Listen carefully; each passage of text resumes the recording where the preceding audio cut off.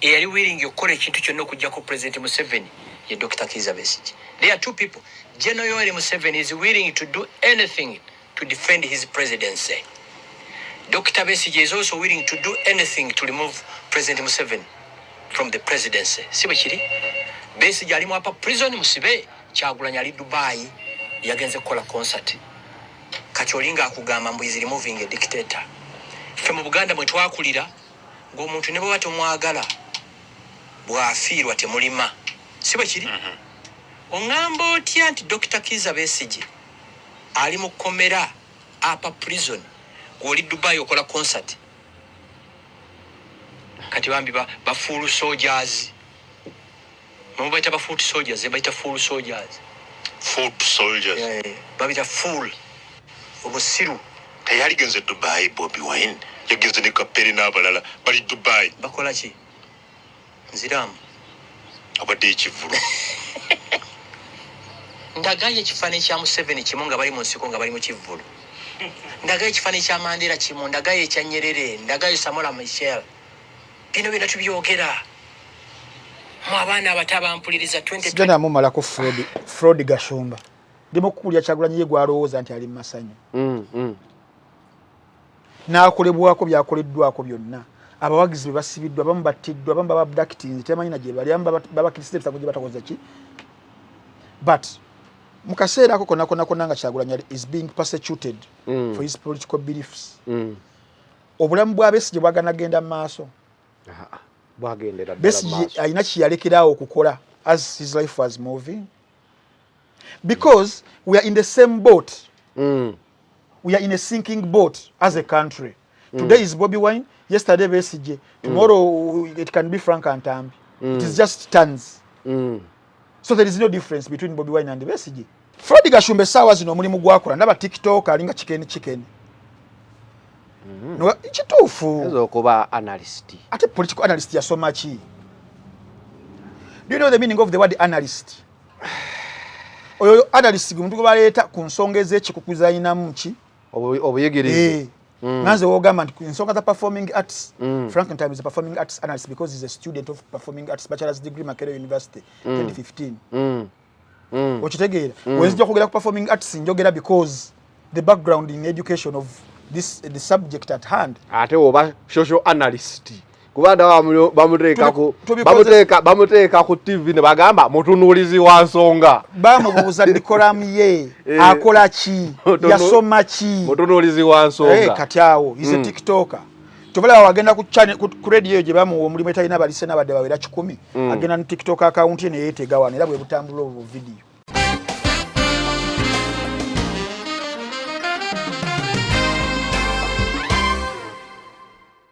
Nze sina lutalo lwenwana na muto wange Kyagulanyi. Tulwanira ki ekitaliiwo? Tewali. Nze nabo balaga. Ayi mumanyi?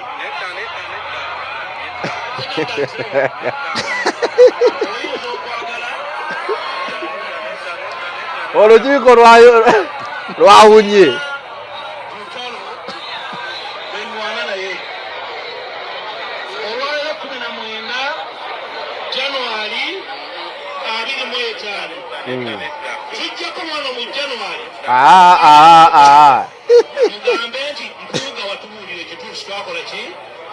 Mpuuga yababuulira ki?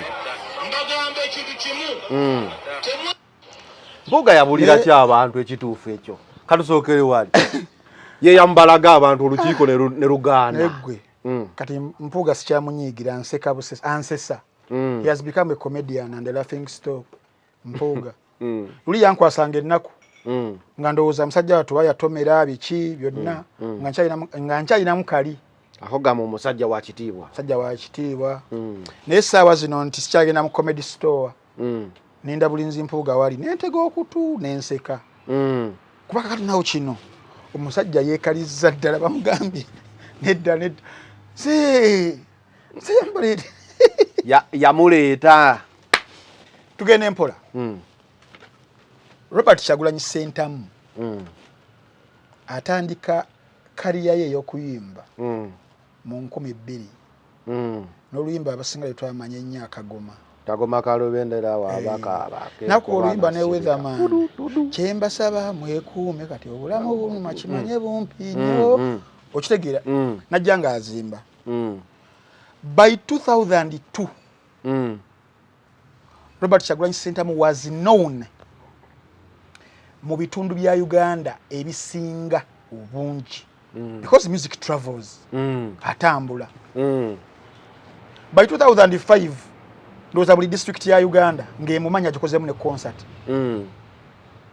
owulidde mpulira Solange Women Syrup eddagala erikakkanya obulumi mu nsonga z'abakyala oba ziyite cramps lisange mu pharmacies, drug shops oba supermarkets. Lino lyakakasibwa National Drug Authority.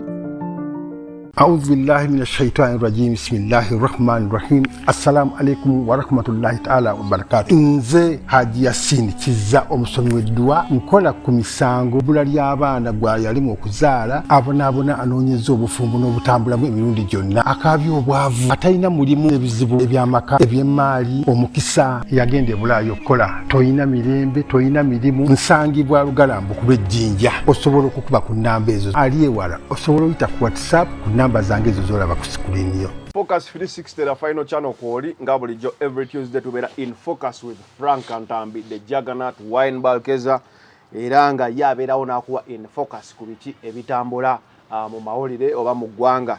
Nyongero bajjukiza tubatuusibwako Solange Women Syrup ngeno yo Solange Women Syrup yajja okuyamba gwa omukyala ali mu nnaku ezo eza menstrual period ng'ofuna cramps olumizibwa mu nseke nywabonye akadagala kana ka Solange Women Syrup kakasibwa National Drug Authority nga kasangibwa mu maduuka gonna supermarket zonna ne drug shops zonna ez'enjawulo nga wolaba akalango genda ofune akadagala ako kajja kuyambako gwa omukyala oba omuwala ali mu nnaku ezo ez'obutonde menstrual period okwongerezaako abakyala abayitibwa mu challenges omwezi bamba malamu ennaku eziwerako naye nga bali mu bulumi obw'ekitalo naye abakyala Mukama yabakola nga bali very strong and resilient bambi mu bulumi bwe nnyini ate basigala batuyamba nga ensi naye Solange Women Syrup ye yavuddeyo okugamba bannaaya abakugu banoonyereza ne batabula eddagala eryo nebeera nga likakkanyiza ddala obulumi ku nsonga ezo zennyini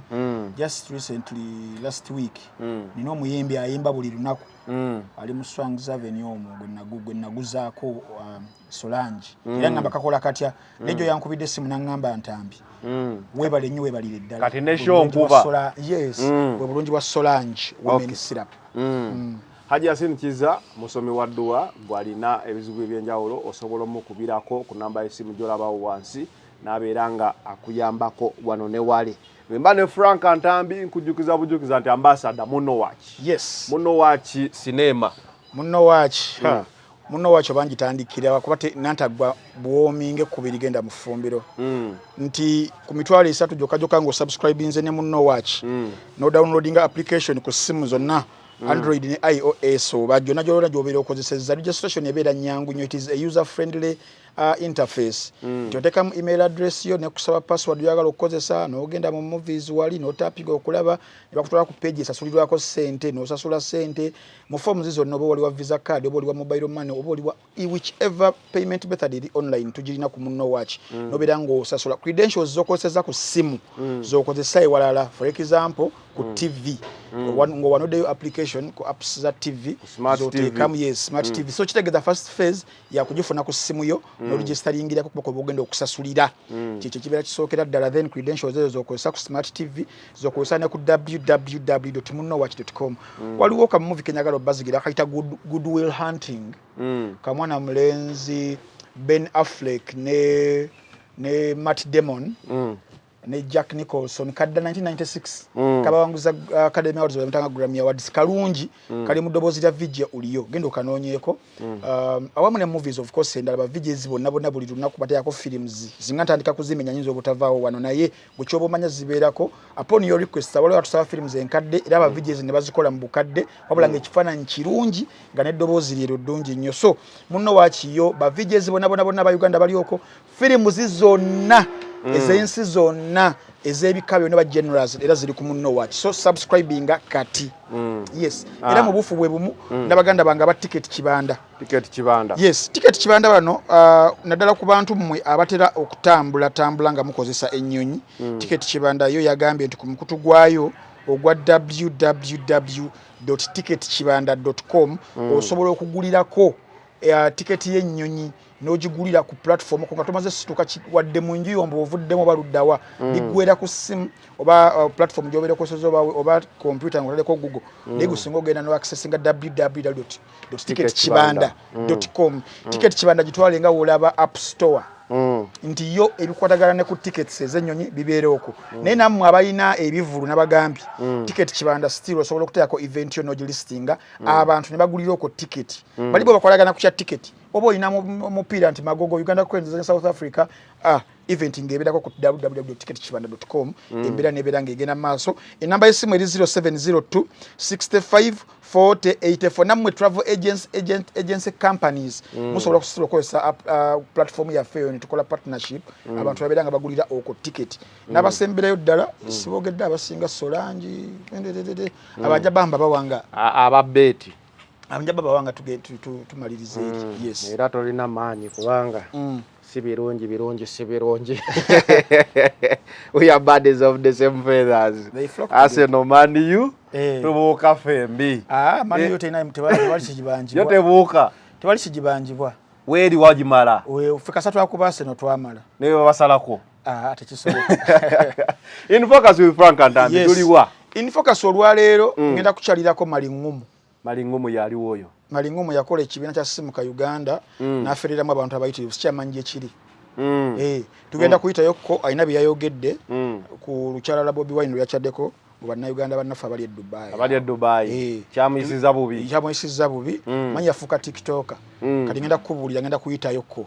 Awookubiri olunaku olwajjo President wa America owa 47 Donald Trump yalayidde naye alina executive orders ya sayininze naye zimu ku zo yaziyinza okuaffectinga amawanga nga n'eggwanga Uganda muyinza okuba nga olitwalira mu zimu ku executive orders ezo tugenda kuba tuziyitamuko. Of course wakolera show ku lw'omukaaga TikTok mu America bali bagibaninze ojjukira bulungi kakati yagizizza ne mukyalimu ebirumira so tujye kamanye ng'akoza n'owebwa tugenda yokko. Omukulu Mathias Mpuuga Nsamba yabadde ali waabwe aregena musomako yaleeta Kyagulanyi twagala tulabe yamuleeta atya munnanga omukulu oyo ye nga teyasobola kwereeta ate nga ajja wa Kyagulanyi aweebwe kaadi era nga ne ku lunaku lwe yategeka flopped Bario already flopped Thanksgiving twamulengera nga ayita mu kibuga Masaka nga abantu bayitirivu mune bamugoberera omukulu oyo aleeta abantu baali bangi tewabalaba ababoda abali ku abayitirivu omuntu aleeta abantu ate ye nga yetasobola kwereeta bannaye bino byampuna awo tugenda kutunya ku Chosen Beki ne Dictator Amiri yakaabya amaziga nakulabyeko ku Shalom yakoze YouTube channel mugende musubscribinge bannaye buli ali ku da final channel genda muganda wange oyo Shalom 256 bagite akola mu town n'abalabyeko ne muto wa Chosen Beki nga mumugamba ki yabadde abaleetedde olugambo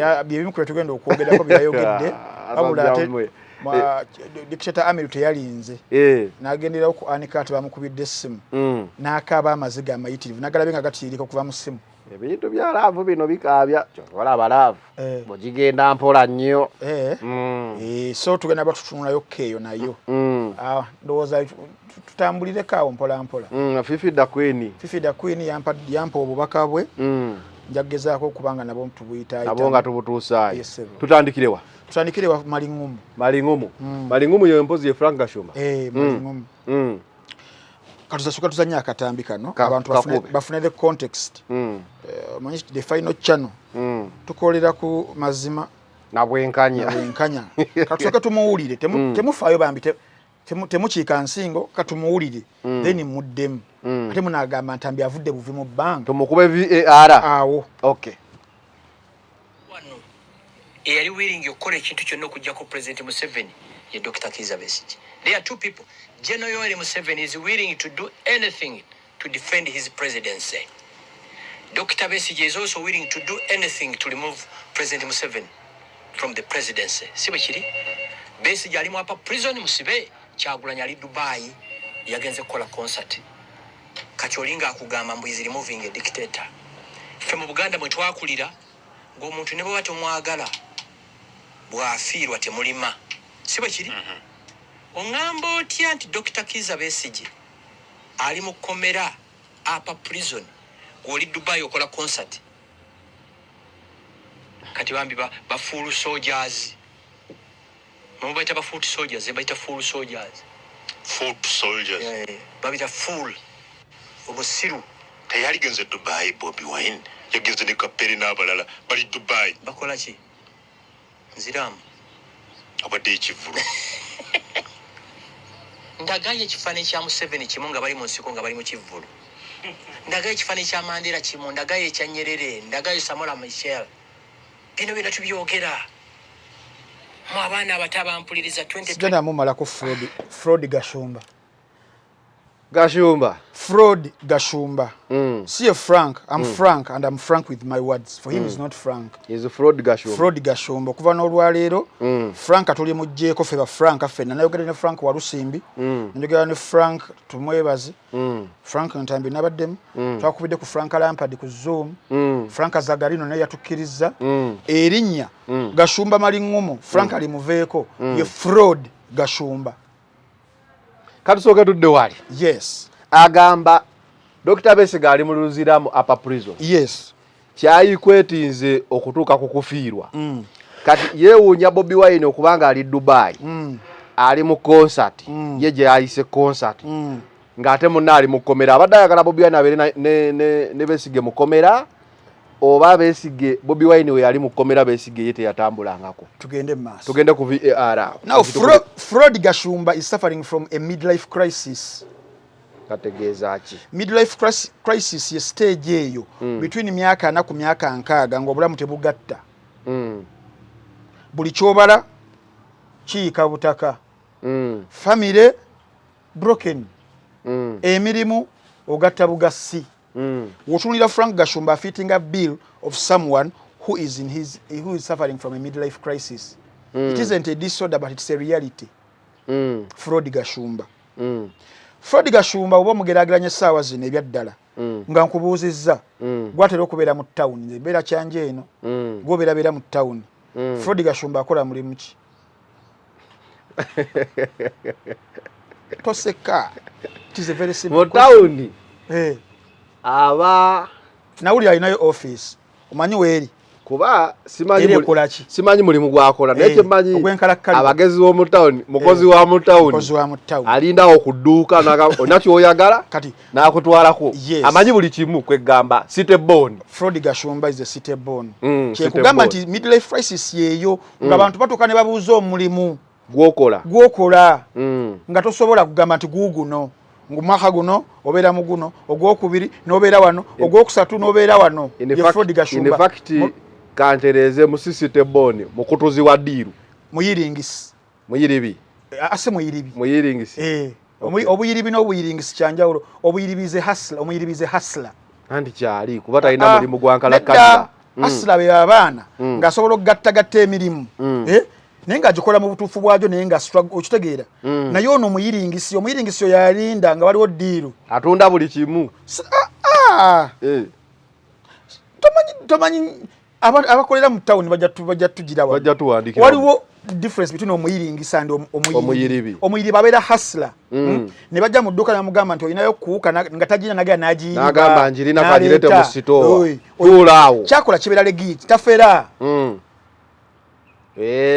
Omuyiringisi yoyo nti nga ogenda ku mutaasa awo nga bali awo oyagala ki njagala simu jangu nkutwale n'ogira wali tadda n'osigala ng'olinda tadda kati gw'ogambye Frank ye Fraud Gashumba erinnya Frank nawe liwe ekitiibwa. Fraud Gashumba yoyo lwaki omuyita Freddy? Ba Frederick Mutesa banawulira gye bali. Kale kozese lyogambye. Yes. The man is a fraud and it's on record.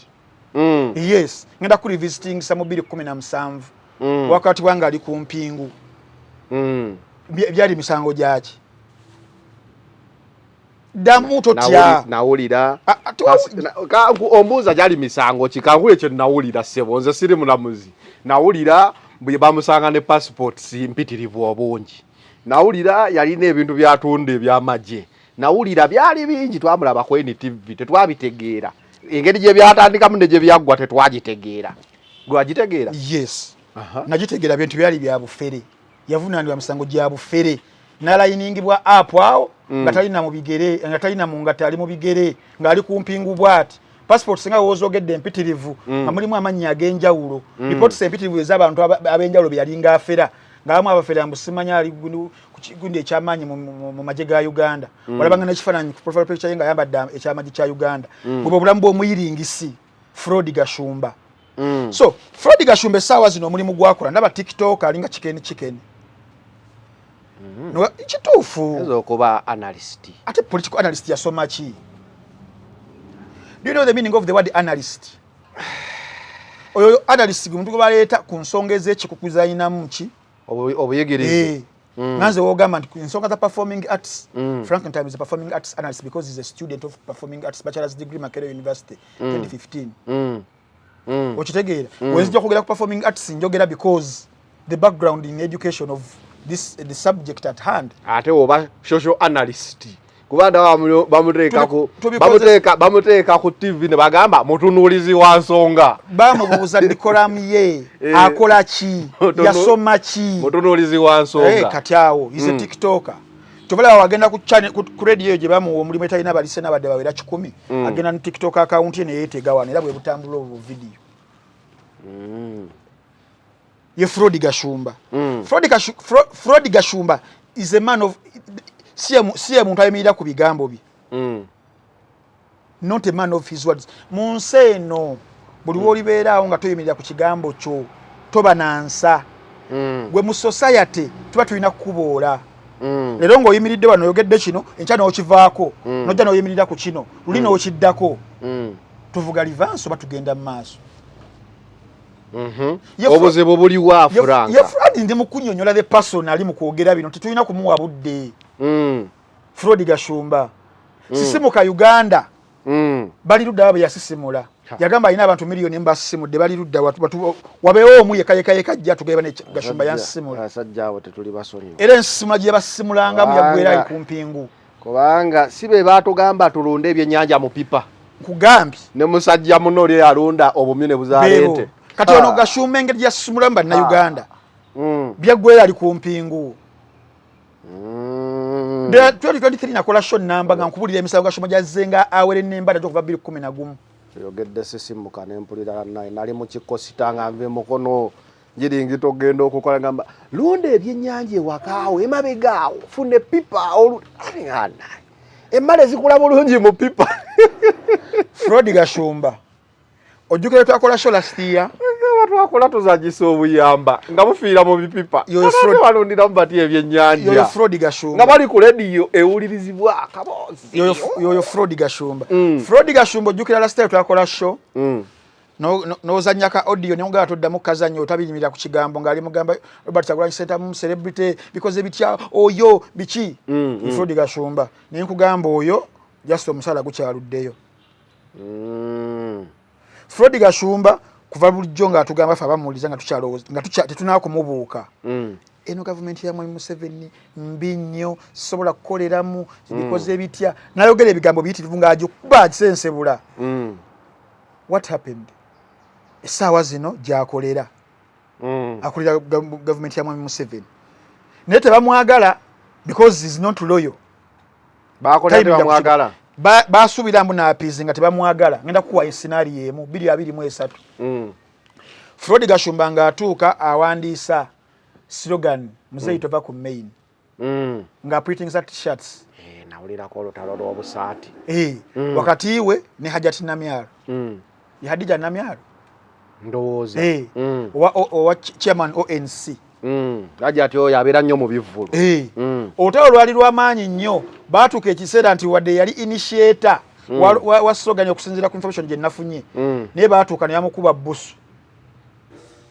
namugamba eno ddiru yo tejja kutuuka ne bamukuba busu n'akaba amaziga amayitirivu yamaliza agenza wamami Haji Kigongo Haji Kigongo ne bamugamba genda oli yalina okukibeera era obukadde bino ebyafuluma okuva mu State House yafuna kuwadde n'ekikumi namyawo nazigaba ne bamugamba zigaba n'aba NRM abalala Gashumba kyamuleka luddawa andi kati wa Piero yusiwe NRM byenjawulo ki era ye Piero yu govudde mu NRM mwe muleta standby generator muhozi ate gwa kitegeera midlife crisis yengezaho kubeera nga nnyonnyola ye Frodi Gashumba nawe tugende ku point awo embadde njagala mukusunsulidde bulungi omutandise bulungi yayisa abaana ba full soldiers so full Gashumba toleke wali ku fraud kakati yayogedde n'agamba Dr. Kizza Besigye ali mukomera Robert Kyagulanyi Ssentamu ali luddawa ali Dubai concert ali masanyu tetuganye Dr. Kizza Besigye ali mukomera abaana aba National Unity Platform basibiddwa okuva Kyagulanyi we yajja mu bukulembeze wano Robert Kyagulanyi Ssentamu mu bakulembeze abakabeerawo mu kaseera kano akatonotono kano sipeere entono he has been the most persecuted politician in Uganda. Chitufu. He has been persecuted nga yo omuntu. He lost someone, a driver. In fact, that bullet maybe was meant for him. That is Kyagulanyi Ssentamu for you. Nakwatibwa, nachunyizibwa, natekerwako emisango. Nkuzeyo 2018. Nawakana byaki? Bya Besigye. Ndimo kukulya Kyagulanyi ye gwalowooza nti ali mu masanyu. N'akolebwako byakoleddwako byonna. Abawagizi basibiddwa abamu battiddwa abamu bababducting temanyi gye bali babakirisitu gye batakoze ki but mu kaseera ako konna nga Kyagulanyi is being persecuted for his political beliefs obulamu bwa Besigye bwaganagenda mu maaso bwagendera Besigye alina kiyalekeraawo okukola as his life was moving because we are in the same boat we are in a sinking boat as a country. Today is Bobi Wine, yesterday Besigye, tomorrow it can be Frank Antambi. It is just tons.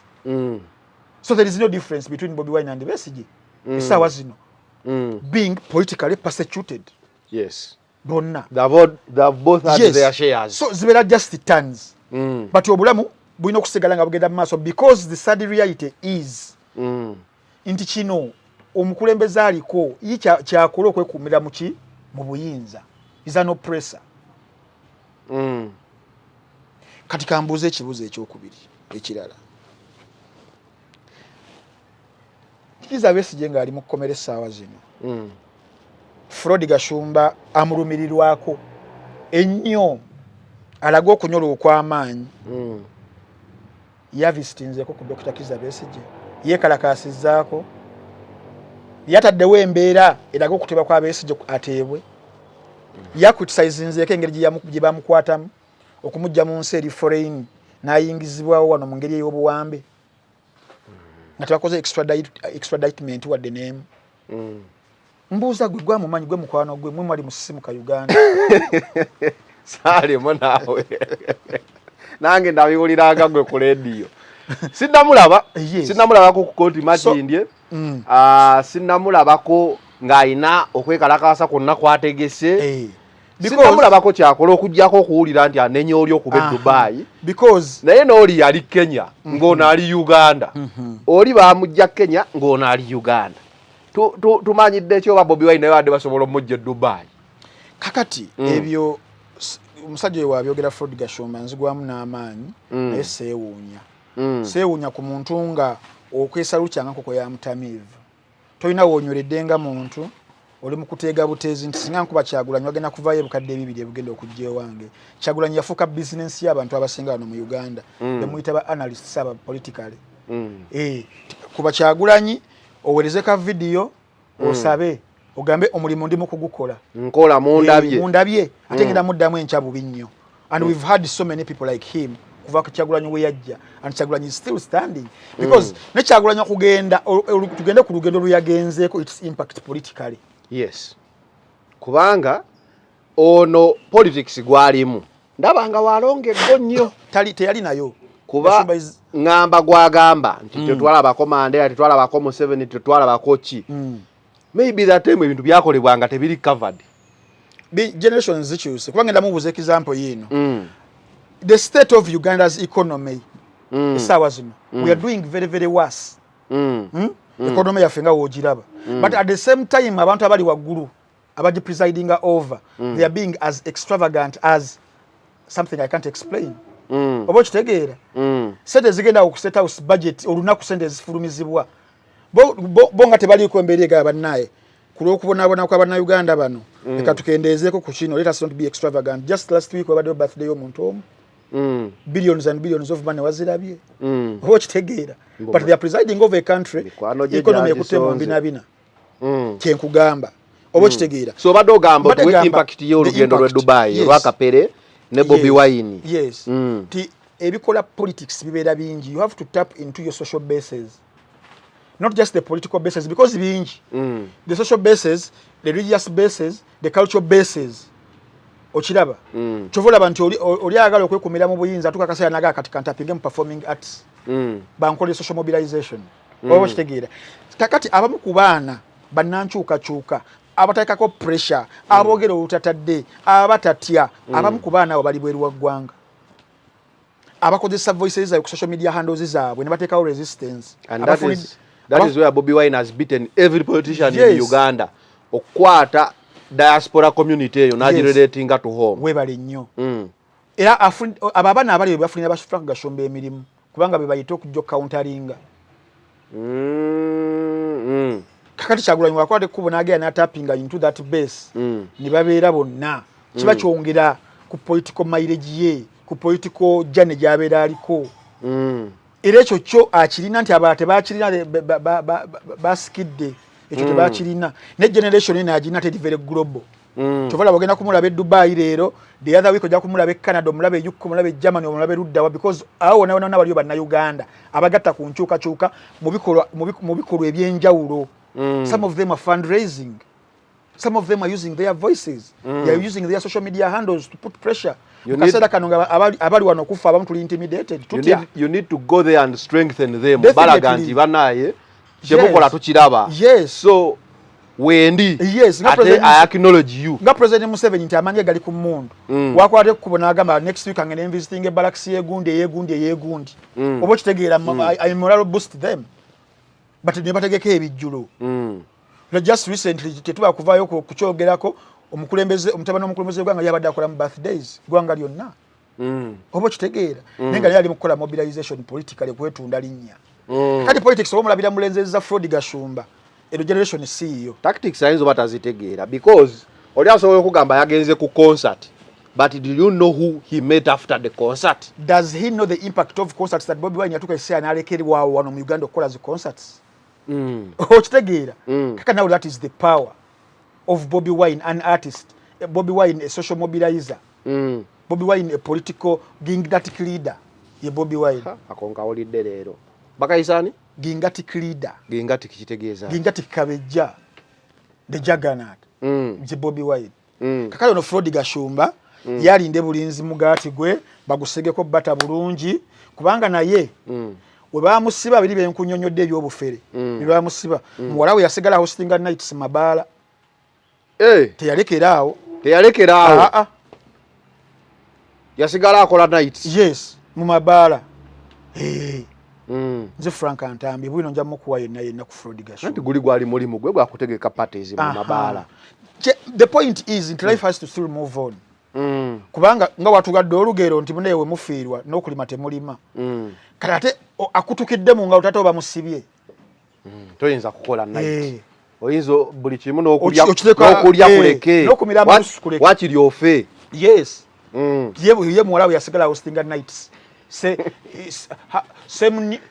semi nudity nights ezo naye sagala ku shira mukwano gwange ne Frank simulinako buzibu but I'm just countering his stupidity his reasoning ku nsonga eyo utter stupidity and nonsense and he uses the same words naffe tugenda kati kokozesa ebigambo ebizito you can't call our fellows our comrades that full soldiers and you expect Ntambi to call you a pope. I'll also call you a fool, a stupid man.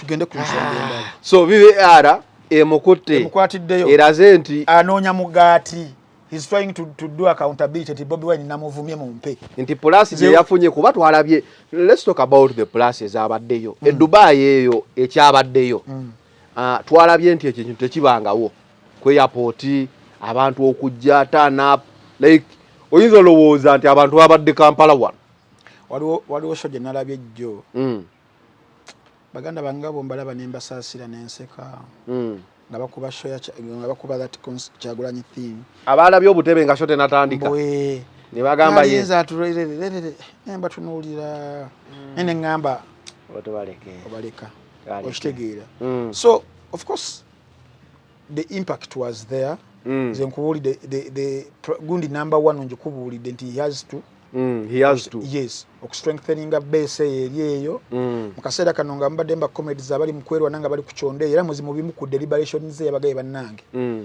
tolwana comrade munno okwana kukubeerawo ne mu NRM gye kuli eri mu kubanga etufuga twalaba mutabani wa mukulembeze w'eggwanga nga ali mu kwetwalagana erweru okwetwala ne mu family kubaamu so mu kaseera kano nga mwalimuko ne disturbances mu bantu abamu that was the right time Kyagulanyi okuvisitinga ensonga ezabeere ng'akolaki okutereeza troops ez'abafuutu soja beeyo wakirabira mu lensezi ya kinyumu mu kinyumu obeerako ekikyamu gwe Frodi Gashumba kuba sometimes tosobola kugenda mu nsi ndala n'ogamba I've come to do political rally. Definitely. You have to put something over concert over conference. Then they access you permission. Yes. Grant you permission osobola ogenda okukola n'ebirala. So I don't expect anyone okugamba nti Bobi Wine yasabye visa agenda akube campaign ye UK. Ensi eyinza obutakukkiriza olwa ties ziba n'ensi endala. So omuntu ajja kutegekayo birthday party oba kuruzi biki webityo but nga wali ebirala ebiri emabega.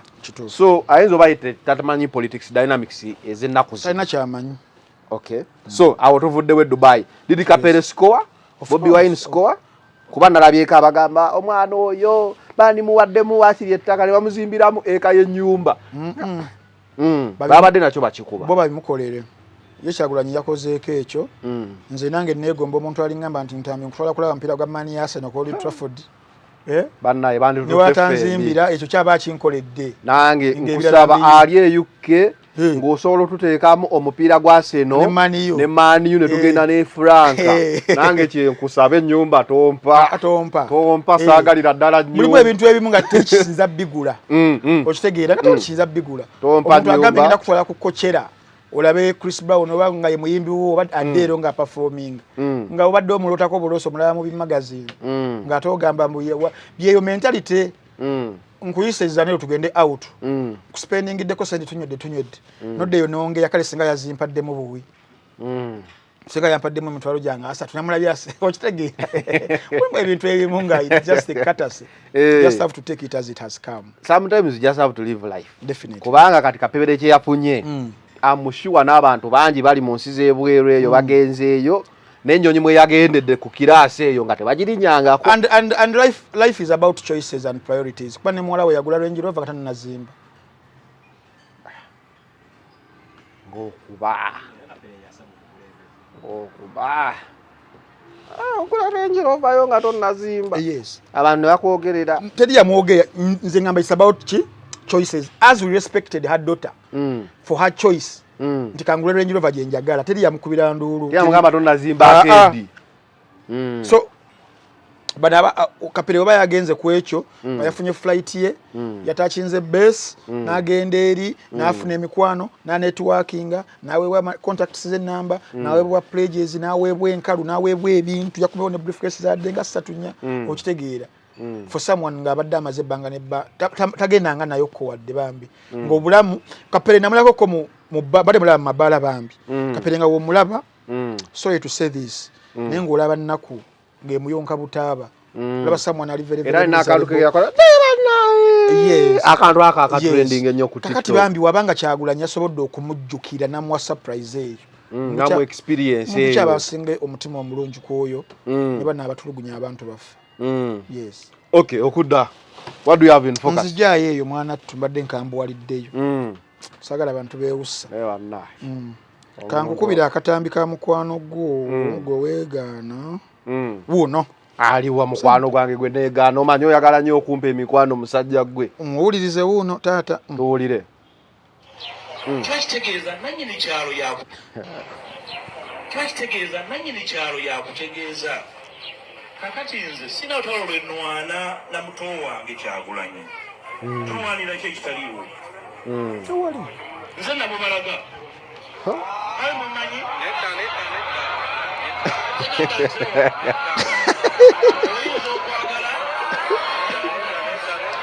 olukiiko lwawunye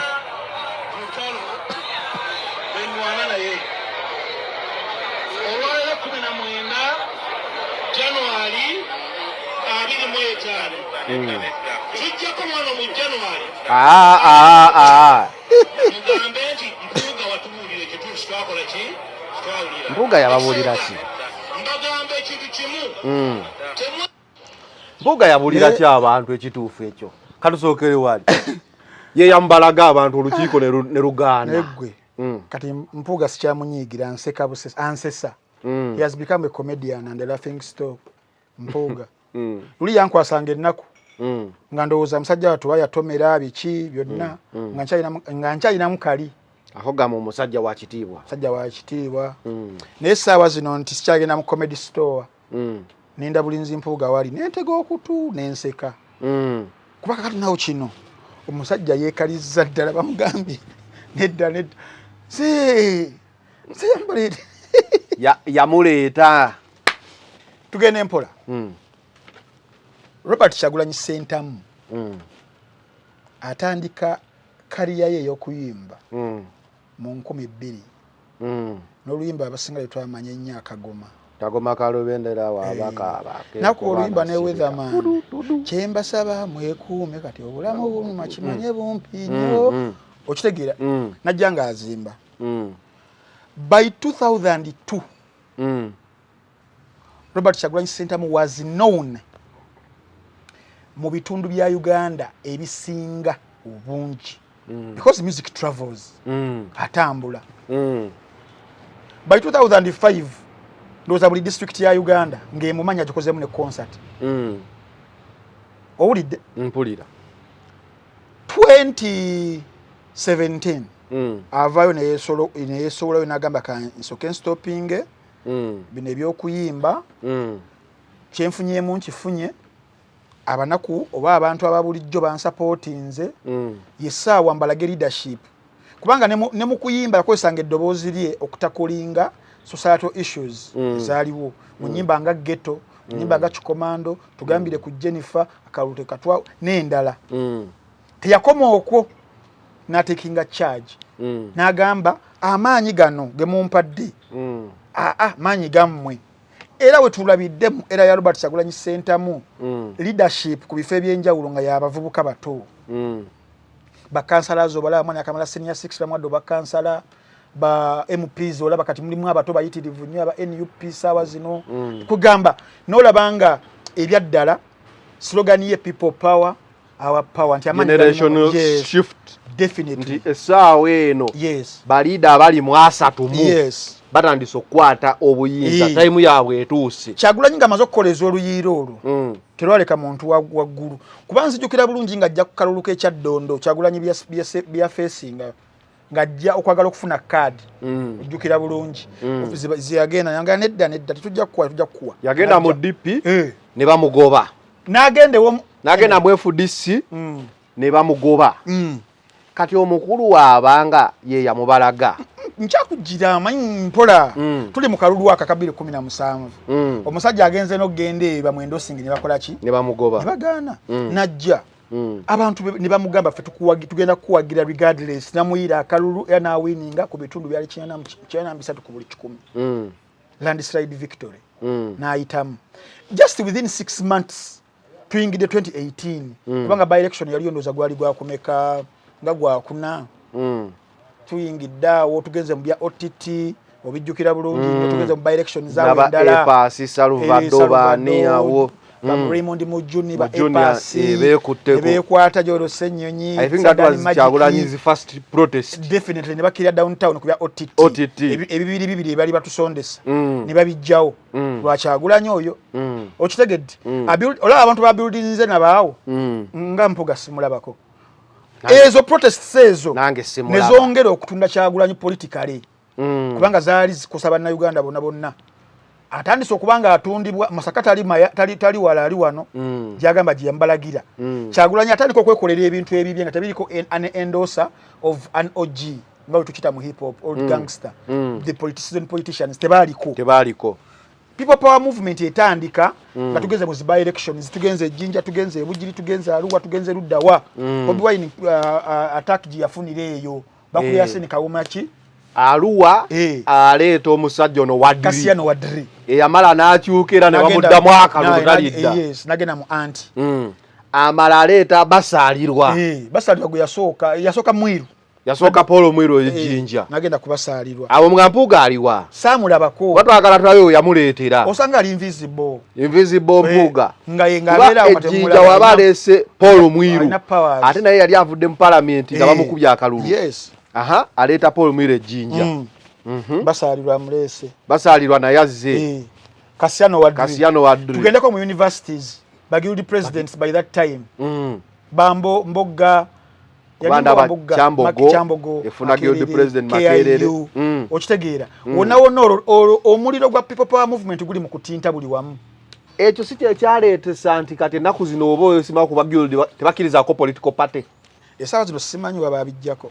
nalabakaawo nga balinga bagamba tebakkiriza kuteekako njabuuza bajjo Luyiira era Luyiira ne lukwatiramu abo basizoned politicians lwabakwata otherwise they thought they were comfortable where they were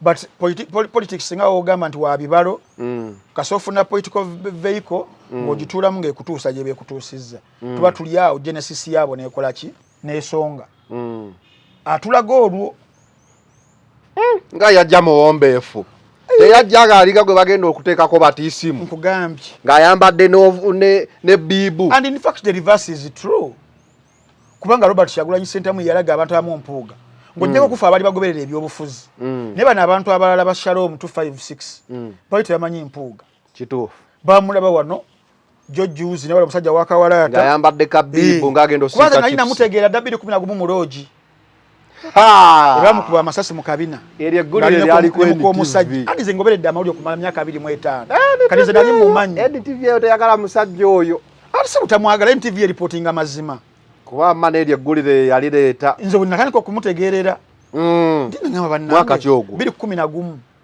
2010 nga tugenda mu 2010 nga tugenda mu 2011 okimanyi by 2010 Kyagulanyi ensi yonna yali emumanyi yonna kuba kati yewe wamuti awo wajja mu parliament omukulu atandika ajja 11 ajja 11 yes najjanga poster boy wa protest ya walk to work sokoleke ono politics wa Mpuuga atandika mu 2011 Bobi Wine atandika 12 by 2000 okutuka mu 2002 the whole country knew Bobi Wine kati yambalagawa yatulaga Bobi Wine ye kyagamba nti abantu ab'e Masaka bebo nga bali tebalaba TV tebawuliza radio tebawuliza music tebamanyi Bobi Wine. We knew Bobi Wine before Mpuuga.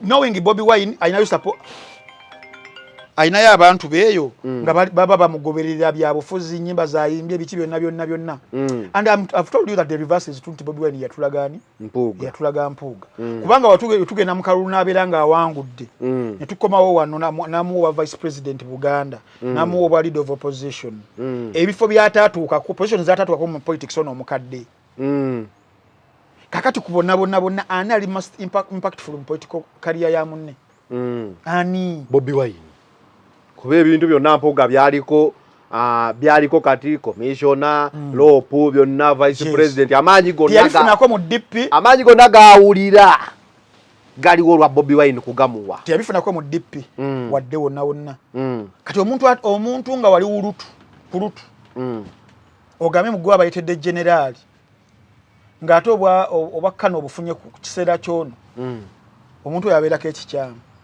so Bobi Wine yalinyanga Mpuuga alinga malingomu midlife crisis bayita mu bizibu bingi mu maaso g'abantu ate kirungi kyankoze bulungi nti kyabaddewo Masaka kyakuba nga kiri Kampala geba ne basetinze abaki ba hecklers ka video okalaba abalimu bonna bantu bakulu bulungi temulimu bavubuka nti bamungonderwa fujjo bantu bewaabwe whom you can't fool kweno era eno era zaneru tebakyafulinga munna Uganda n'omu ebintu babigoberera ebintu babiraba balina abantu bantambya abajja ne babanyonnyola siwe guli ebirundi gyamwe giri nga muyina empapula za mawulire zimuwa ssente ne ziconcealinga information namwe controllinga mainstream media kyemutagala kirete kiyita because bati okugira gundi zaabwe licenses tuli mu era of social media okitegedde ekyokubiri sirina lutalo na Robert Kyagulanyi Center mu kituufu gwayagala okulwana olutalo naye bakugamba ekintu kimu mukulu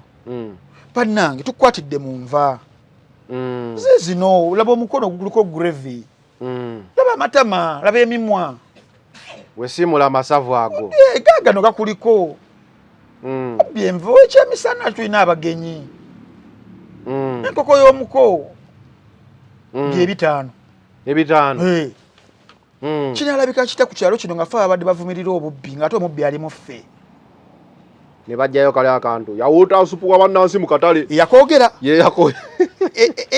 yawuuta supu wa bannansi mu katale yali enkoko embisi wayita mu kamooli emunesi yakogera kasibandi yali enkoko embisi wayita mu kamooli so omukulu oyo bamugamba kimu tukutte n'amasavu ate ffe ku kyalo kuno tuvumirira obubbi tusobola kubeera nga tuvumirira bubbi ate nga fe abakuuma ababbi mu nnyumba wetondere ab'oku kyalo kuno omukulu n'abagamba ngenda kwetondera ab'oku kyalo mumpeemu ki budde kangenda nteeketeeke famire yaffe maybe tunajja naffe natwetondere ki ab'oku kyalo kampite maama ne taata omukulu we yagenda yafuuka musu gw'ekanyanya ate gwadda teyadda omusu gw'ekanyanya gugenda bagukubulireko muzeeyi Magala tegwadda era bagamba nti afuuse musu gw'ekanyanya basobola okukulinda ebyala n'ebisiibo tulinze empuuga akomewo kalo yetondere bannayuganda agaanye gye yagenda eri n'asengebwa ne bamusengeza kati gwe batume emirimu wabawo omuntu afudde instead of gundi office ya presidency ekola ku ebyo ebyaliwo okusegirinya gwe batuma ekifumo na chief organizer w'okufiirwa gwe batume emirimu egyo ye mwami Mpuuga Mathias Nsamba so buli we mulaba takyankwasa nnaku yafuuka kisekererwa comedian is now becoming a clown yes so yoyo so abantu baganye abantu baganye kanziremu naye omukulu yayigirawo okwekaza kuba tebayiza kugola bati nosigala nga speech weyekaliza ku bitaano n'agamba nze sente ezo tebazimpangako after 2 years n'agamba bane bazimpa naye zayiguza omuntu akugamba nti kisegirinya teyali mu kuteebwako ate omukwano okufiira nagala no yakulimu n'ayogera n'abakulu ekitegeeza okwekaza kw'omukulu kwa kyawaggulu mwe mutamugoberedde kimala gwe bakwatira mulogi ne muko omusajja n'agamba nti bya bufuzi naye ng'alina ebyasi bibiri mu nnyuma tere muntu aba nabyo mu nnyuma n'atambula yayogedde bw'ati munansonyiwa kankaddemu kyakitegeeza nannyini kyalo yakutegeeza kakati nze sina lutalo lwe nnwana na muto wange Kyagulanyi tunwanira ki ekitaliiwo nze nabo balaga ewa ali mumanyi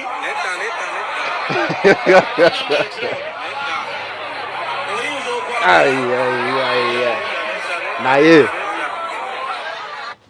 abakuba mu bayaaye bandimukubye n'empi bano abantu b'e Masaka nabagadde bantu balamu bakakkamu abyogerere wane waffe e Kampala owulire mukubye n'empi nangolo kwata mu kawalaata okwesiriwaza okwo naye ekyo kiraga ki eyo kiraga nti erinnya ddala kituufu finito lyalumye lyaluma dda wano likakasibwa nti aweddemu neewuwe wenyini nnyini gyazaalwa finito ng'ayiye aganye okukkiriza munne alinga atandise okukkiriza munne ngenda mukunyumizaawo bwannika ngenda mukunyumiza takyajja mu bintu yayogedde alina byayogedde mbadde manyi kubengenda okubulira ebya Trump executive orders kanfune ne tweet ye wano kuba gwe tugendako so finito 100% VAR mukwata talagangako bantu Kyagulanyi of course agende yesirwalize muli bana tuddewa in focus tugende ku tweet ya Abedi Bwanika yagambye olunaku olwajjo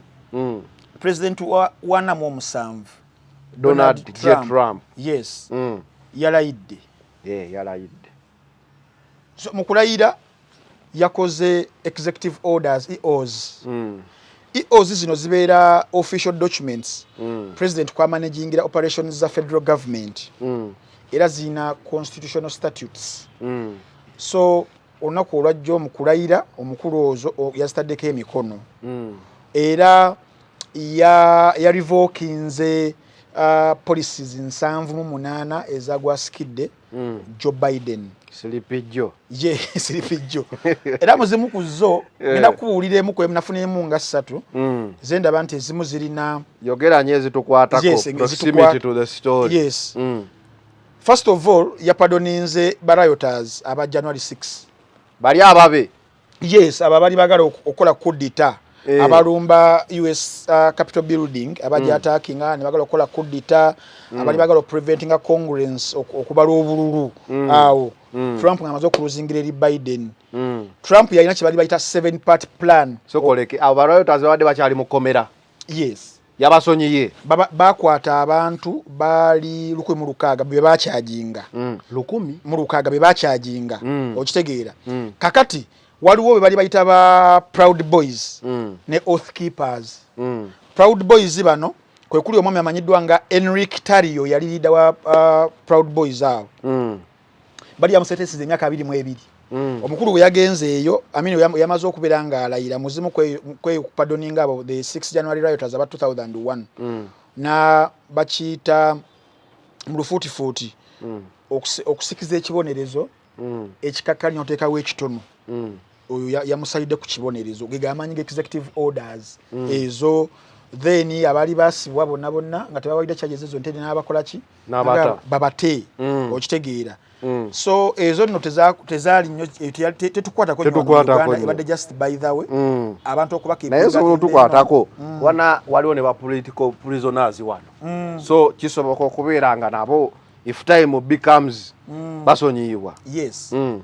Abachita commuted commuting a sentence okubeera nti bakusalira kalabba president n'agamba agende ku life oba asavinga emyaka 2 katono wa 22 bamukenderezaako ndowooza ali ku mitonotono ku executive orders era nga nzija ku tweet ya Bwanika ndagijjako yegenda okusembayo ekwatagana ku kya genders bagambye nti kati ziri 2 male and female so bannamusoke bamusoke yabagobye Trump ona ina byayogedde naye nga yagala byolekeza kavule wengenda okusembera mu bimu ku birala TikTok nayo nagikomyawo TikTok lunaku olwali lwa 6 yali jiddwako bali bagibaninze mu America data security concerns olwa geopolitics ono cold war wakati wa America nani ne China banga bo bagamba nti application eyo TikTok collectinga accessing data ku bantu nibirange emuguza government ya China obanga government ya China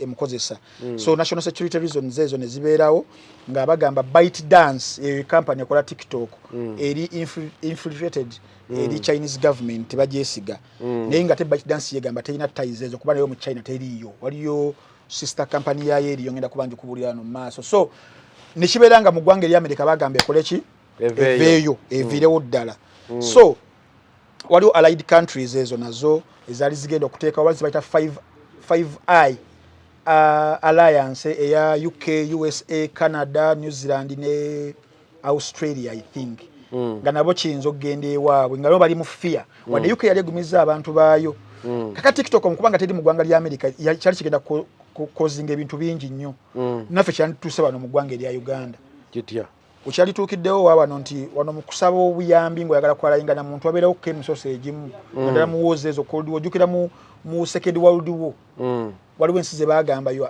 muli naffe oba temuli naffe mukulwanisa omugirimaani biki ebyo nga osalawo mboli side eri wano totawana tosala tolina kyobasabayo wadde ate nga yandibadde nga president era endala yandibadde wano gyona America egijjako okitegeera ate olaba ffe twajjako Facebook okitegeera so 5 Eyes Alliance gye nkusomedde yo teyateekinze maaso olwa Trump okuba nti yamaze n'agamba kuba TikTok ebyaddala yemu kuzaasevinga Trump wano mu kaluka n'akawedde era yabadde agipraising ddala waggulu nnyo re-election ye eno TikTok yakontributiza kyamaanyi nnyo nti yamutuusa mu bavubuka. Mainstream media zaali zimukuba enkokolo era alwanagana nazo. Tazaagalira ddala ng'agamba baspreadinga amawulire ag'obulimba. So muzimu ku foreign policy agenda ze ekyo kyabaddemukko. So waliwo ne kimulina okumanya ekirala bali alakugamba ekyagundi. Waliwo Kaspersky eyo antivirus provider yaggwanga erya Russia niyo bajogoba mu ggwanga lya America era nga bagamba nti antivirus buli gundi jegenayo computer accessing ebyama era lutalo lwa Cold War ya Russia na America eyo nayo ibaddawo then era mu China Huawei era bali bajogobayo nga bagamba equipment wayo akola surveillance ku America.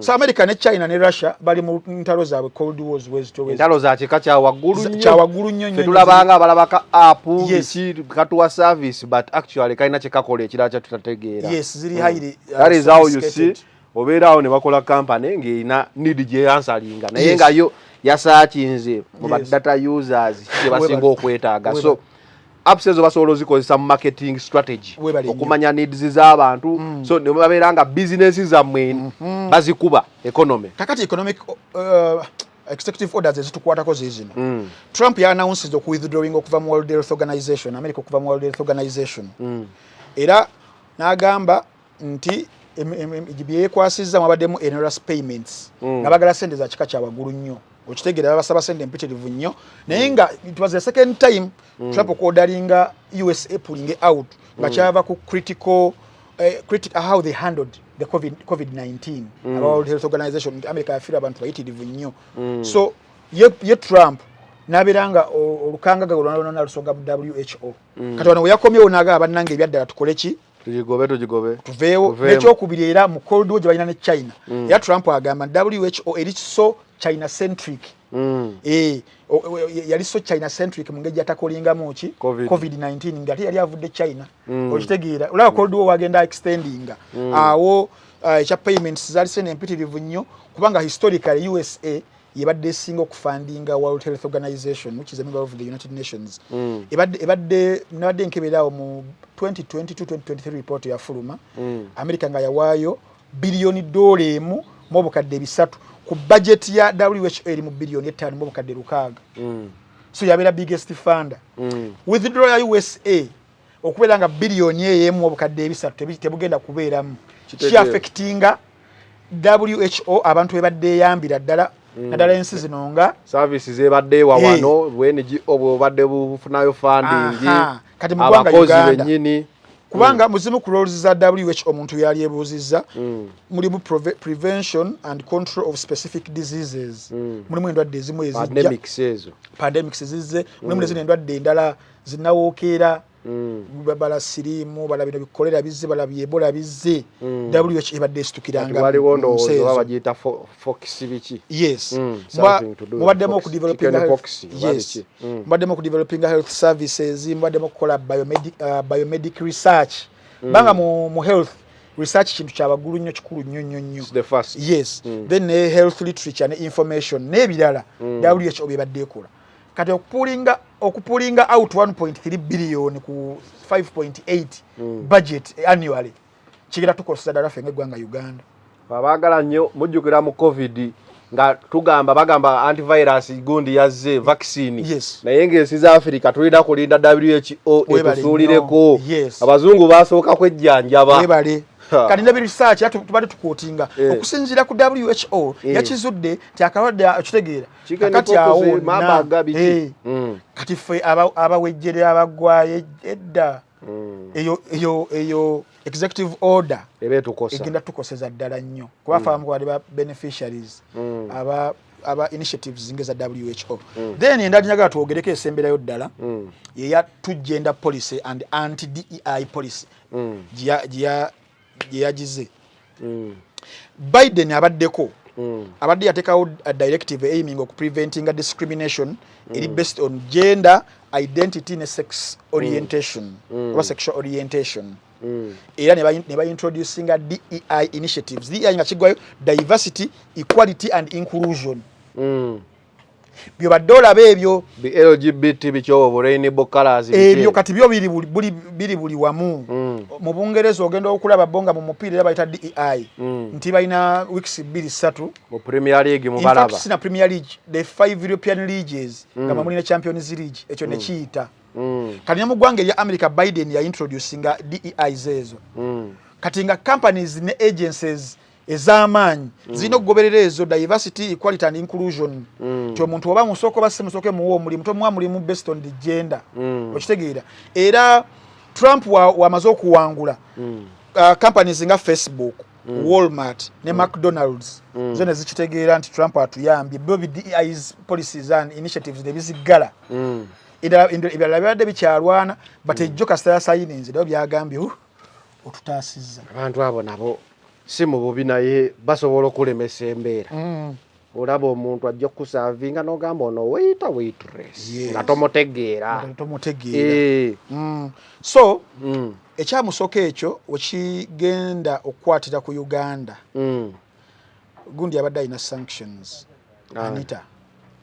Anita Among Anita Among sanctions okuva mu ggwanga eri America yagamba she was being wish hunted because of passing the anti-sexual homosexuality bill nagipasinga nefuka law yeche yekwasa naye bali bagamba corruption yeche kyabade tojukira nawe yagamba nokugamba Trump walayirira wonna bagenda kubinzijjako tojukira kali tulinze tulabe tulinze tulabe amaaso tuli kubunkenka ebyali byamabaati kugambye ye yagamba mu defense ye she was being wish hunted bili babyekwasa bwekwasa but ensonga enkulu yali yakupasinga tteeka era yena atukakasa n'agamba Trump wawangulira bwati ye ne bawe jukira tugenda mu World Cup 2026 Mexico Canada na America bawe yafuna sexually transmitted sanction mukazi no ofunako ofunako family yo nefuna family yafunako bwanika There are only two genders ngakatiriza ebigambo bya Trump male and female nga Trump yayogedde bwanika nagamba society built on strong marriage most appreciated president is Trump every leader must embrace this truth including the leadership at Kavule. Of course it does because Bobi Wine yakola ddi embaga ye we have known Bobi Wine ne family ye ne bachozinga ne NUP okukola embaga ezokumutwala bange embaga za musajja na mukazi yes kati ye wacha awandika ebyo anti kati jukira yabadde atambuze ngombo yaki tojukira we yagamba nti ebisiyaga kuwagira bapambaza pampa nabyogera byo ntumubuuza naye gwe musajja mukazi wa Bobi Wine tumumanyi owa mufumbyo tumumanyi owa Sanyonyi tumumanyi Lubongo ya tumumanyi oedi mtu tumumanyi wanobyani lumanyi owantambi naye tumumanyi naye gwe naye tulabanga ku mukazi wo tobanga gwa kwesa akasopo kamekako hamma n'omukulembeze yagamba akasajja kabeera wano naye mumanyi mukazi waako kati we yataddeyo post natekawo n'ekifaananyi kya mukyala we n'abaana yataddeyo sabboni bamuteddeko sabboni owo geo kyakitole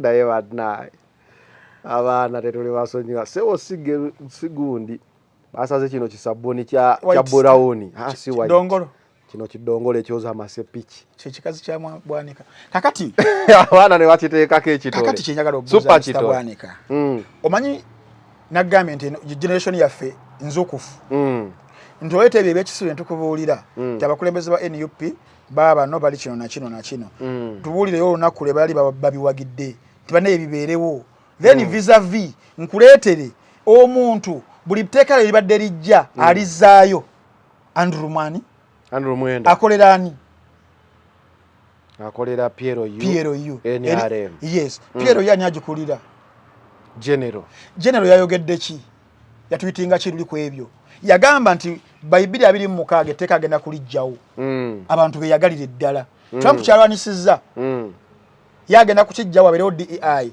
diversity equality inclusion ku sexual orientation omuyayo oyo si musumba abasumba abasinga we babeera abasumba tulaba ne bakyala baabwe nga basumba kale naye bate bamanyi naye tubalaba mukamusumba naye n'omuyayi tetulabangako mukamusumba Mothers Union nabadde nninda awandike tweet eyo ng'ajolekeza general wa Piero Yu yali ayagala obbikomyawo yagambye leadership at Kavule nenga ate oli yagamba mu Bayibuli 26 bagenda kubijjawo bamwenda beyagali. Okay. Nawe tatumenya ffe tukulaze Bobi Wine babi tumumanyi Nubianili mukyala we siyo bana obameyo babiki ku enakaweyi somewhere Ede mutwe tubamanyi. Yes, we know everyone eyo Senyonyi tubamanyi. Tugende ku Chosen Becky.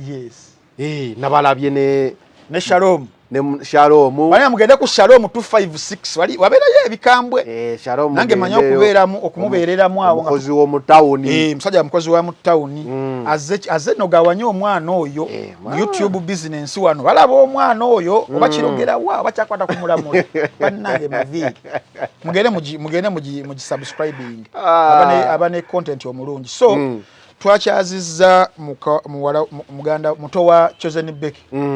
Bamuyita Ruth Kuganjo bayo Ganja. Bafaanagana balinga binusu. Bafaanagana ne jogera. Bonna bazalibwa yo Indonesia. So omwala yazze naye nga she didn't want to spill the beans. Era abantu abali mu kuvuma omwana oyo. Singa mwegendereza nti twagezezzaako okumutakula. Nenga ta consta mukozi wo mu town ya mojje wa yamusonsese bugambo kyo mukozi wo mu town. Yiga abantu. Kadagana kuyiga omwala yakwatiddwa Vairota. Naye amutwaleyo ku Shalom. Ku Shalom era amuteekeko. Ayige bali gundi bagamba nti yababba. Fifi da Queen abateekeyo weekend. So ebyaliwo wakati wa Chosen Becky ne dictator Amiri. Dictator Amiri onaku olwajjo mwamulabye abalabi uncut. Yakubiddwa essimu n'atugamba ekintu kimu kitutamanyi tebaali bayawukana omwaka gumu emabega. Ojukira driver we yajja n'ayogera ebintu. Ne tumusamba ajja. Ne tugamba driver obusiru mulaba katwe tumuvuma. Tetwayisa bubinyo driver. Omusajja yayogedde olunaku olwajjo ani a Dictator Amiri n'agamba mwaka gumu. Kitegeeza nti yagenda yayabulira omukyalo oyo ng'ali lubuto. Ne kigaana. Ekisookera ddala abantu balina okukitegeera ebyaddala obufumbo si kkomera. Si ku musajja si ku mukazi. Naddala mu Erene eyaffe. Tuve ku nkola eri nti bacunyanga mwannyoko mu maka naye nga ne wagenda ewa taata we okuloopa dayo. Okitegeera olina okuguma bawo wagira batika amazzi biki bababuuliranga wadde batuyambako kaluba kipingirayo society ekyuse domestic violence eri waggulu nnyo sali yagadde nze mwannyina wa muganda wange kubeera nti suffering because of love relationship marriage regardless whether you have kids or not it shouldn't kubanga tugenda kufuna cases nyingi nnyo tubagenda mala kwetta bwesi tata agambe kale mwala wange senga namujjayo tata agambe senga advising mutabani wange yesonyiwa omukazi oyo kubanga ebyaddala kiri ku side zombi abakazi batulugunya abasajja psychologically emotionally abasajja batulugunya abakazi even physical. I've seen videos on TikTok physically chechiri abakazi wali abakazi beyo mu West bakubira ddala abantu webale nnyo so siwe banene nti it is a vice eri planted mu gundi ebbiri musajja n'omukazi tekikyali kiri n'abasajja basunya abakazi kati n'abakazi basunya abasajja abakazi basudde empires mpitirivu nnyo musajja nga yali mugagga bwati naye nafuna omukyalo amufuukira omukyala musajja n'ayavuwala paka ku zero ne mu bazungu Tiger Woods tumulaba Roman Abramovich tumulaba singa guntabadde mu kalaba ono omusajja Elon Musk n'abalala ba Bezos bayitirivu nnyo ng'abakazi baali abasudde oba ne Bill Gates ndowooza waliwo kosa musaga webale nnyo so it is a global phenomenon and a vice eri mu kubanga etulya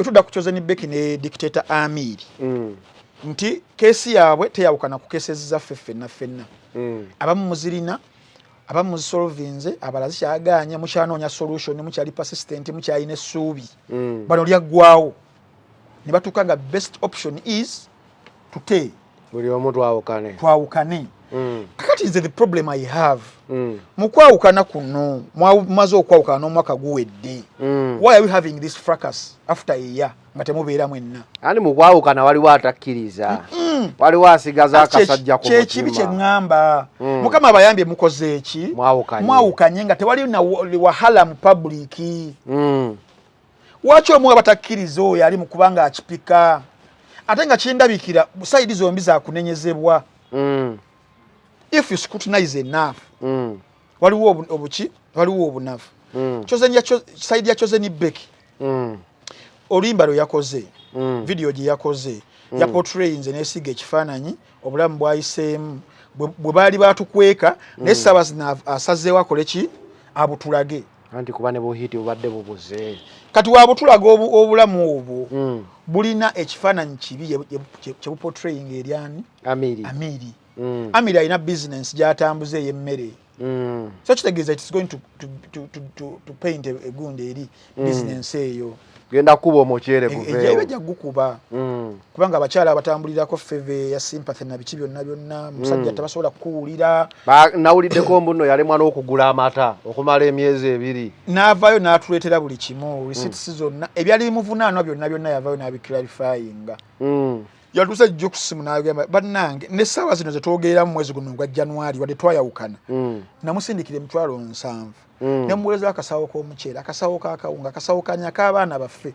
kitegeeza omusajja abadde akyatuukiriza obuvunaanyizibwa bw'alina because akyalina abaana ewooli now the problem I'm having why Chosen okitegeera kindabikira nga fracasene esinze kuva wa Chosen Becky okuzuukuza omuliro guno to portray nze ekifaananyi ky'omusajja of course alina avayo mu defense aye defending omuliro gwake unawulira manager wa Chosen Becky bayafuba manager bakyali manager kiyimba Ronnie Maka kiyingi n'agamba bannanga ate Chosen byabalazeeko mu video bitono kubyayitamu kakati yes yabiyitamu teyabiyitamu nawe lwaki okumyawo kati why tulina okubuuza nnyo the timing timing kikulu nnyo anti kati timing eyo giraba dikiteeta Amiri akyanyiriranga bwe yanyiriranga Chosen Becky ndowooza ne TikTok oze anti Chosen Becky wakunnyonnyolera nnyo kyokka ate atuuse ku time ng'akutuse anti kati ate omuntu w'okunnyonnyola ate w'ogattako n'omukutula ayinza obutakoleka kutuuka kwe already alina omusajja agenda n'okumuwasa according to dictator Amiri mu ssimu gye yakubye ejjo era mbu dictator nti Chosen Becky kyali mu kukola ekyo ali mu preparinga mmwe mbu wetubeerawo okukyala tetugamba ate biki bayawukanye ddi biki ebyaliwo so Chosen ali mu kukomyawo bye bamukolako byonna oba byali bituufu basi bituufu abikomyewo watuukira ogenda mu bufumbo bw'oba tulaga musajja kwanjula bambaga next biki byonna nga tulina basis nti bambi kafunye omuntu atagenda kukatulugunya atagenda kukacunya but also on the other but also on the other hand if that happened nga omusajja yakubanga omukazi oyo kyali kibi kyali very unfortunate tukivumirira as a man omusajja yena raising engalo ze eri omukazi abeera musajja nga sajja abeera musajja nga ali very insecure abeera munafu mu bwongo okasoreizinga tusobola okugamba bannanga abakazi banyiiza bannanga abakazi bakola kina abakazi but that is a weaker sex tutalina kutuntuza genda olwanene ente genda okuba ebisenge oba okitegeera so justifiable reasons eza Amiri okukuba omukazi zempulirako nti n'omukazi naye teyali mutambuza alinga Johnny Walker mbu yali akasuka okugulu Olimpikisi ngadduka okitegeera ng'abuuka buno babuyita baki buno eyo marathon yeberamu okukasuka okugulu mbu Chosen mu kukasuka okugulu yes nti yakukasuka ndowooza kwe kwaviirako kwe yajja n'akayimba bankuza buli omu yagamba muntu gwe bakuza hipu ziri waka naye bamukuzaawa nebanoonyaawo oluta nebanoonyaawo muli ndowooza ebyaddala ensobi zibeerawo obusungu bubeerawo obutakkanya bubeerawo mu relationships zonna tewali eteredde tebakulimba tewali eteredde eri imaginary teri ddala eri mu utopia eri mu sci-fi eteredde wetaaga kusisinkana muntu n'olaba waddala eteredde tewali eteredde naye at the same time tewaliwo kintu kyakumuseetwe oba okitegeera wakati nga challenges weeziri tetujja kuddukanga buddusi olina okudduka muganda anti nkubuulira wakati nga challenges weeziri singa buli muntu addukayo buddusi kyova olaba nti bannaffe abatusookawo bajjajjaffe baatuteekateeka obeera waliwo obuzibu mune mujje tubatuuze tubatabaganye amicably nawulidde naawe ogumaza mbiro but at the absence of nakalabe wa gospel live abantu bakulaba sebo Frank at the absence soko nyonyole wali wakasusa okugulu akamaliza choze kale tugendo ba wakati nze gobuuza ndi victim moko kasoko okugulu siri culprit ndi victim okay ostegira kati dictator Amiru kyayita mu nkitegira chovala bangambye nti challenges zikola ki bweziri buli wamu tewali ateredde singa obuuza omuntu n'omuzza ebbali nga si kamera kamera ate ebyange birala ate gwe ntambi kale kuba bakugana kunywa bia ate nze kino nawe obeera nnyo autu wagaana okukyuka tukulaba n'omukozi w'omutawuni ku ssaawa 8 ndaba sitetasi naye kati omusajja akubadde ekidima tugende mu maaso Frank obuyisizaamu lekanze gusa nze gwoliko nze muntu omutuufu kati bayita marriage counselors I can go nenjogera lulina lisisobola kati nsobola ebiri mu bufumbo mbimanyi abakazi batukola abasajja mbimanyi okitegeera yaddala kunyirira gyonyiriramu lero nze nga musajja agenda fuukawo na lebo wekibanga ekikubye oba ekikuyagala okuddusa cupa na pate sigalayo the grass is not green at the other side baganyeza bya asola mu bala tandaka singa sola mu bala ndifunye obudde obujja ku gossip live final channel nga nina research bwe ajje mu computer what bakuwayiriza abakazi bawayiriza ddala ekyo nakiguza gwakiguziza nakikola ki kati nze abakazi bakola asajja mbimanyi tukola anti dictator Amiru ntuka isaya nenkola ki nemuwulirirako ennaku nti abakazi babitukola ate ndagenda wuliriza gwe musajja oba kitegere naye badde ngamba nti wakati nga tulina okusoomoza mu bufumbo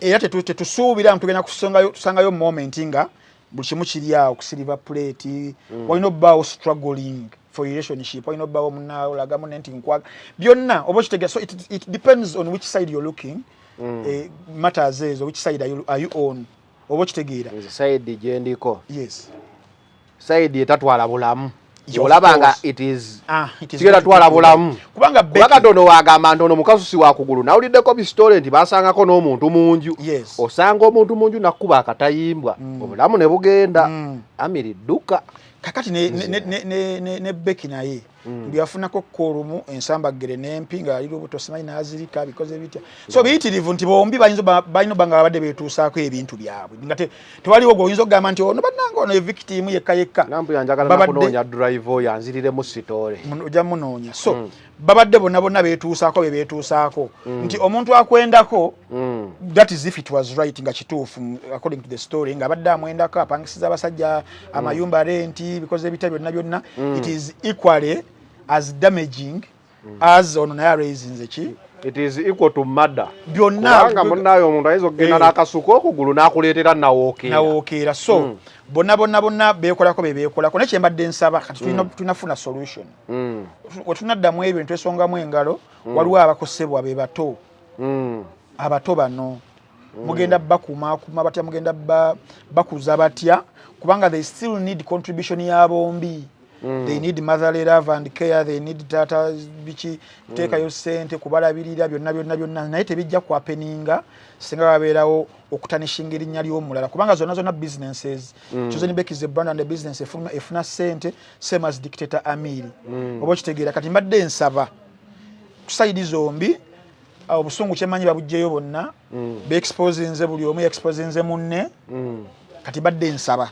essaawa babisibe ku mulabba batunulire ekifaananyi ekinene kyekyabato baana bana oba kitegeera bakitunuulire dictator Amiri okusinza nawulidde nti ate asula mu nnyumba ya mukazi ekyo nakyo sebo oba obufumbo si bwangu omukazi nga yalina ennyumba abajja kujooga abajja kutta bosi so dictator Amiri oyinza okuba wamira kyotasobola ali nekyalayizi bakati gundi ye nanyini nnyumba tasobola kuba okuyo okuyo is a beast sindi amutandika ati omukazi nga alina ennyumba ntaano anyway Fifi the Queen nga tumaliriza yes Fifi the Queen ensonga ze It is because abantu baye muko ku preamble bategeere nzije analyze. Fifi da Queen waliwo abazze nga bagamba yabafera sente zo batwala ebweru oba paperwork oba biki masimu najjako story ekyali fishy wetyo details tezinaba kuvaayo naye nga abasinga bagamba nti nno yali akasente kaabwe kubatwala bweru netwebuuza Fifi da Queen mukozi wa Mwembase yaziri atya awo etuli awo one buli muntu ali ebweru w'eggwanga nadala mu nsi ezo zinnaggwadda USA, Canada, Bungereza, ensi za Europe ezo ng'ovuddeko ku bannaffe bano baganda baffe abali UAE, Dubai, Qatar biki ebyo ebiringanga ebyangu ensi ziri si nnyangu otherwise singa buli muntu agenda kituuka ekiseera nga it isn't even about the money nga sente zo zirina nene bikola ki it's about luck erina okubeerawo okitegeera so bantu abali ebweru eyo bayitidde mu makubo ga njawulo waliwo abagendako olwa saidamu ya politics waliwo abagendayoko olwa bino bimusoke Trump byajjeewo yakati simanyi abagala kusabira awo bagenda mu nsi endala anyway waliwo abagendayo ebya kampu kakati waliwo conferences kakati bino ebya kampu byebyo n'omuwala ali mu kulumiriza Fifi da Queen byali byakuyitira mu kampu process ya kampu erina emisoso gyayo emiyitirivu naye zibeera processes ezina kwegamba ekiziteeka intact is patience okitegeera process yebeerawo bweti nebweti naye ku side yo gwe olina okubeera ng'oli patient era mbadde ngamba abantu ebyaddala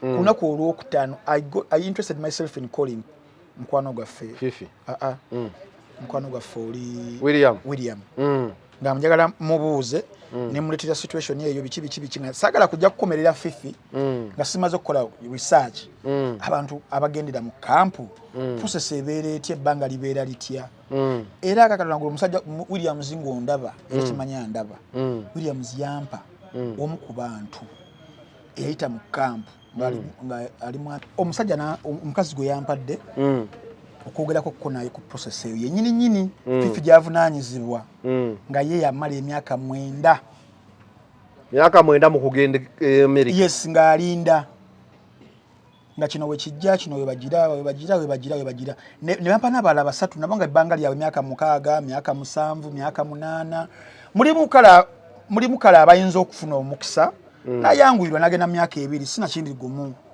oba kitegera badde nkulaga nti wabaliyo cases z'abalala balinze even so aba Fifi babadde ba camp yes which takes time Fifi wenagezeza kukwogera ku bantu abamuliranye kwali namubuliddwa wenagezezaako ne bagamba Fifi 1 she acknowledges receipt of money 2 sente zo mukuzifuna ngali in touch ne bana bazimuwadde n'abakwasa abantu ababakulirako ebintu ebyo era process number 1 ne bagenda bafuna fingerprints ne bazibajjako bagenda ne mu camp something like that kitegeeza process yali singa kyali kya kifere ne fingerprints tebali zibakoze ki tebalizibajjeko naye mucho nze ndowooza obuzibu bwabaddewo buli wano nze nga ntambisinza kera kunenya muntu ataddemu ssente zegenda bweru n'amalembe angero lyonna sinza munenyanga atuse mu kaseera ng'ali desperate 35 million abantu babiri kwa yali mukyala na mwami obukadde 7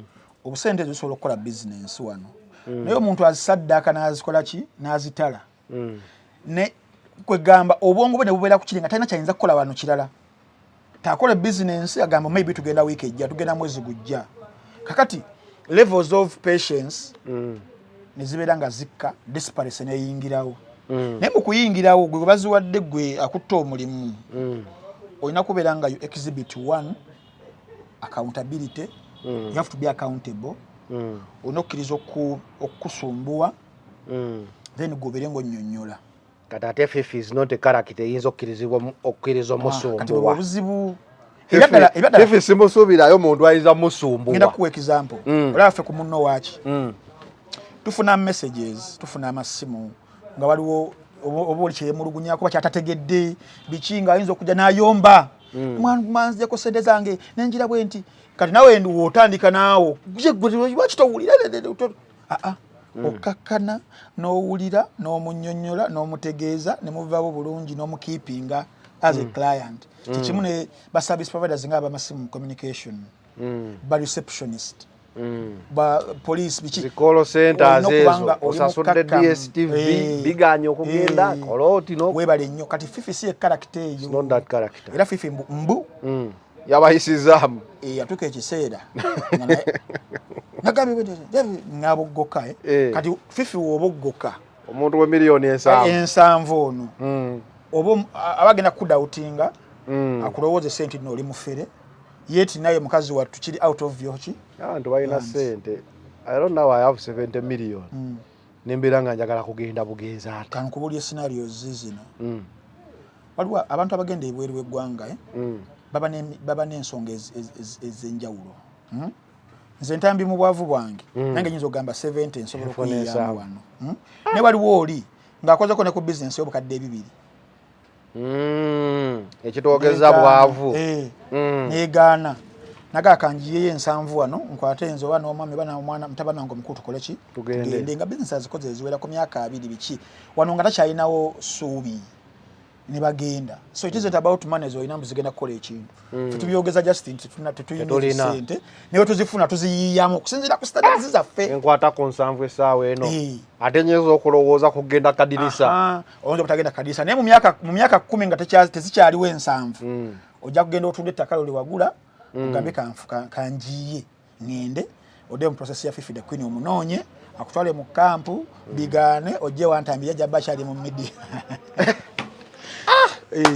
ensanvu nezikwatako nnyabo naye gabambi it's about patience versus reality the reality is ebintu ebyo si byangu you have to have some luck on you process nitambula nze ekinemesa ebweru eyo kiri kimu bibiri esente ezo zebagamba oteekemu non-refundable ne winter oguma engeri sinuses ezimpisa obubi n'essenyika oguma I don't know if I can survive winter oguma but anyway wetuli yes Fifi ajja bimala Fifi ajja bimala naye nga just ndowooza alina ku improving mu communication skills ze wabeera nga omulimu gwagukola nga si muyiringisi